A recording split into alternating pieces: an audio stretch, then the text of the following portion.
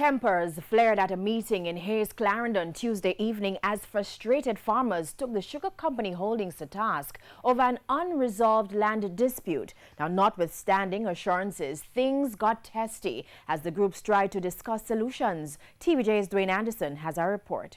Farmers holding leases for government land in southeast Clarendon have been unsure about their future due to rumors that the state may cancel the lease and reclaim the land.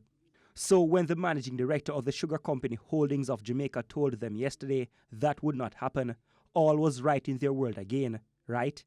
Well, not really. The community also asked whether government would consider selling the land. It's a matter I'm prepared to discuss with the MP and with the minister. And I hope when I come back in 2 months' time, one, the registration of the lessees would have been completed, and I will have word on ownership. Farmers also sought clarity about the lack of access to water. Here, emotions ran high. To repair the irrigation system, you're talking about $10 to $15 million. Which of the irrigation system? The system served by Damland. Because that's the only system. Damland? Yes, that's the only system. I don't know about that. The only system. Do me a favor, keep your mouth quiet. No, man. No, you're not going to tell me that. May I tell you that? Well, you can say that, but me not take your... Say no. Is that done?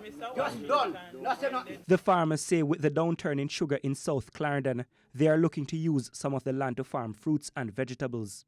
But this will need water to be a reality. What will happen for Hayes is that more people get involved in agriculture, because as you know that Hayes has been plagued with crime and violence. And what this does now is to get more people involved. I mean, there are lands, there are adequate, vast amount of lands that can put into production. Dwayne Anderson, TVJ News.